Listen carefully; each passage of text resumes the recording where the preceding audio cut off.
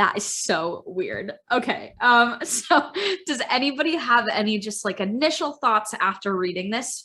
Feel free to go ahead and just like unmute yourself and go for it. Okay, so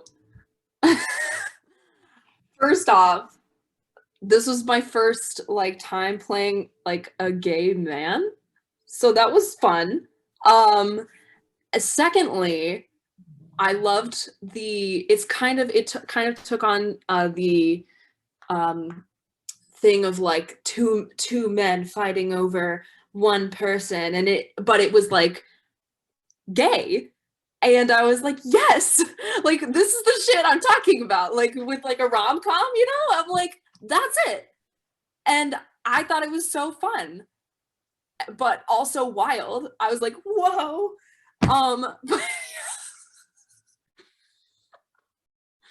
No, yeah, you get all of like the love triangle stuff, and you get all of the crazy dynamics of the like quote incestuous friend group that like you always have like growing up, but like it just completely takes away like this like heteronormativity, and you're like, yeah, it did that. Like a breath. It's never like, okay, let's rest. Like, no, it just keeps, there's always something like new in every single scene. It's just like love chaos, and it was just fun to read. It was really fluid too, because like nobody batted an eye. It was like, oh, like you're like they made fun of each other because they could, but it was like, oh yeah, I'm dating a dude now. I was like, all right, bet. Like, you know, just like, all right, which is like, you know, the way that life is and the way that it should be, but you know. What were your thoughts hearing it out loud over Zoom, Nash?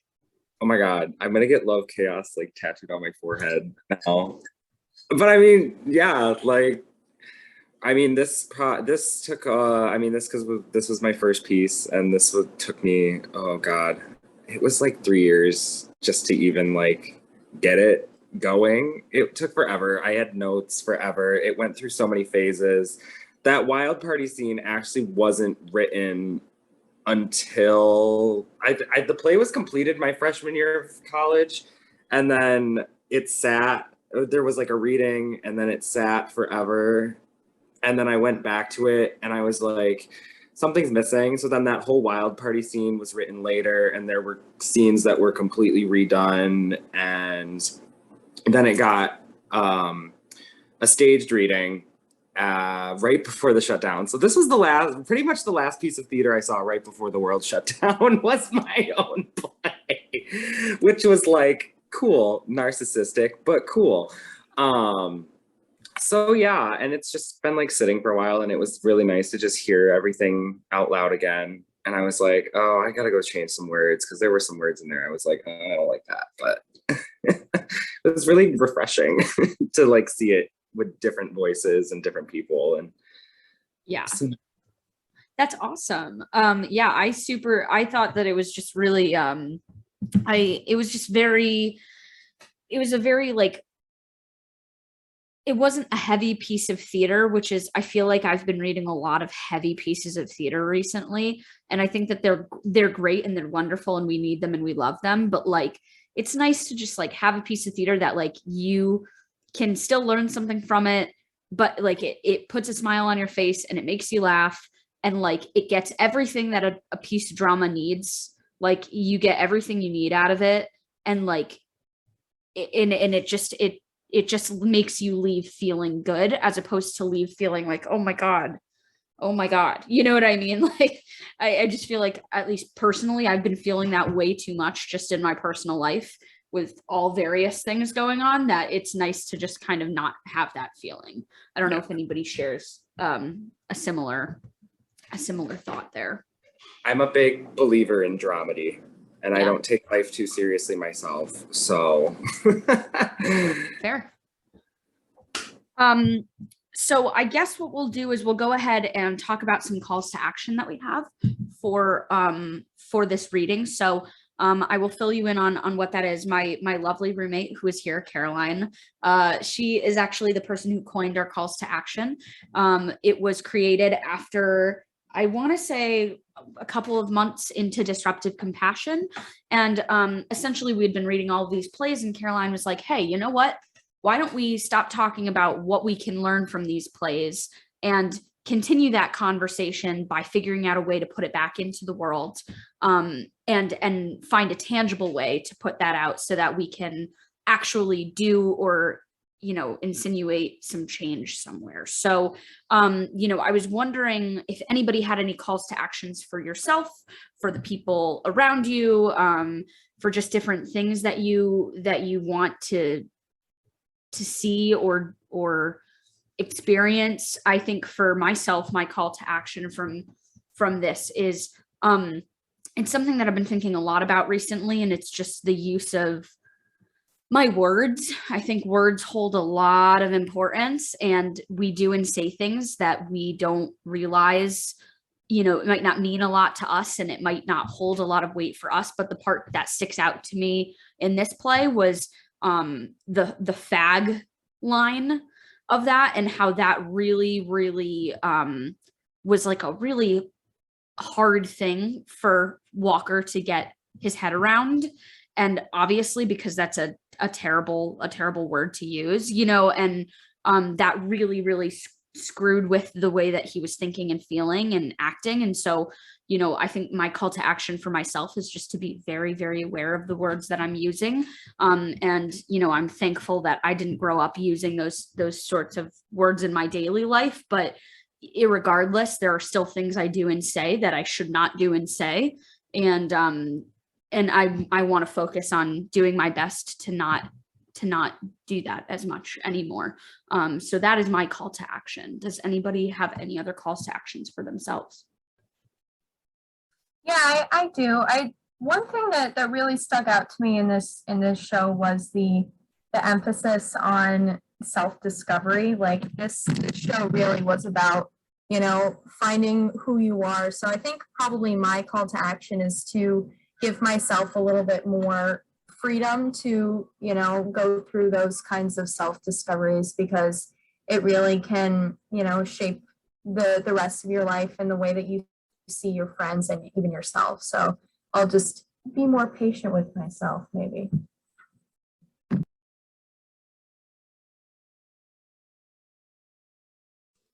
I think, and this is coming also from reading Dean tonight, that to really just like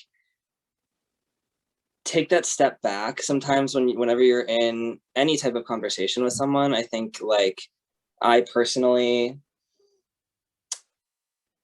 think for specifically with situations that I feel super passionate about, will go in like hot-headed in the sense of like, I know what I'm going to do here, but to just like have that, to just go in and have the awareness instead of beyond like the other person and the energy that's happening in the room, and just be really responsive to what's happening there, I think is always a really wonderful reminder and something I can, tangibly do in my relationships. I'm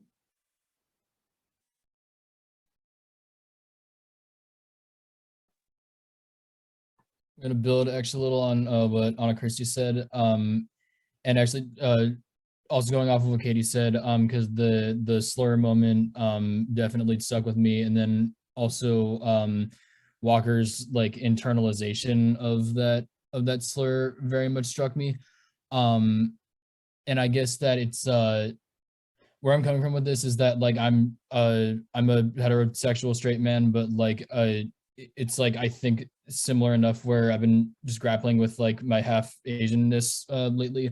And it's not to say that like any moments where you do something bad are suddenly okay, but it's like remembering that to a certain extent, sadly, sometimes that internalization of those types of words like just does happen. And it's like when you can, exercising some patience when you notice those moments coming up, because I mean, again, sadly, it's to a certain extent human for those things to take some amount of effect.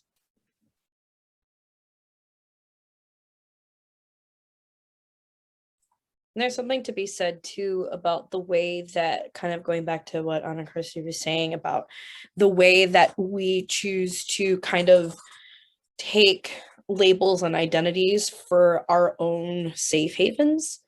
I think a lot of people will take identity and try to pin it on others to make themselves feel more comfortable. And I think in either capacity, whether it's a larger capacity or a smaller capacity, like we all have done it throughout our lives at some point, even within ourselves. Because I know, like, as a queer woman of color, like there is also that like internalized homophobia, and like there's a lot of that struggle as you progress also. And so taking it and not only having patience for yourselves, but also for others is something that's really interesting. Because even with, you know, gender expression, gender identity, sexual orientation, sexual identity, and even like racial identity, especially in the climate that we are being adults in and kind of frontiering, is something to also look out for as well, in addition to that self-awareness.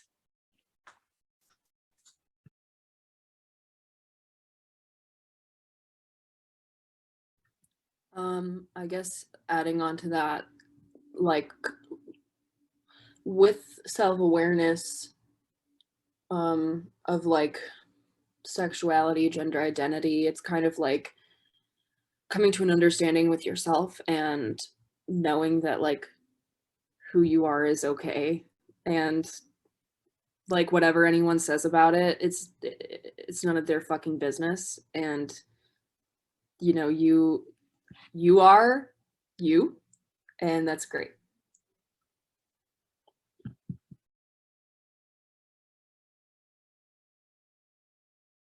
Yeah, I think the idea of having some patience with ourselves is really important. And I think that goes for all sorts of things. Yes, it goes for all of the things that everybody mentioned here tonight, but it also goes with, like, you know, we're all a group of folks who, you know, got through the pandemic more or less around a very similar age. And we're all still grappling with effects from that we don't know about and we're not going to know about for a very long time. And, oh, I think I froze. Did I freeze? So sorry, everybody. No, but we're not going to know for a very long time the way that affected us. So it's important to just, you know, be patient with ourselves as we continue to learn things. And, you know, I find myself getting frustrated sometimes when I'm angry or upset about something and I can't figure out why I'm angry or upset about it. And then that gets me even more angry and upset. And it's all just like a big old learning curve. And I think it's super important to remember to, like, just be kind to yourself. You know what I mean? Like, oh man, the world can shoot us down enough. We need to be our own best friend and our own biggest supporter. And I think that was something else that I took out of this, as well as, like, you know, you can love the people around you and you can love your friends and everything, but like you have to love yourself. You know, you like have to just like give yourself some time to like find that self-love, regardless of what the people around you are going to do and say, which I think is wonderful. Does anybody have any other last minute sort of ideas, thoughts, anything that you want to bring up, chat about, have a conversation, open a bottle of wine? I just wanted to say you were all wonderful and I loved it. And just seeing all of those characters come to life before me again, because they all hold a very special place in my heart. Because I mean, a lot of people know this. A lot of this is more or less based on true life. A lot of people that I knew and grew up with. So a lot of the conversations you were having were very real conversations, more or less embellished, but That's theater, darling. it is theater. We just feel from life, and you know, exactly. But it just made me really happy. Yeah, this was such a fun reading. I think my favorite thing, as I've said before, about DC and Common Ground is just the people from all over, you know, all walks of life. And you know, we all get to know each other and learn from each other and read with each other. And it's so cool that there are people from Boston and Chicago and New York and the city, and like we're all just sitting here and hanging out on a Thursday night, and I think that's really cool. So I'm gonna go ahead and stop the recording, and it's gonna yell at us again. Here we go.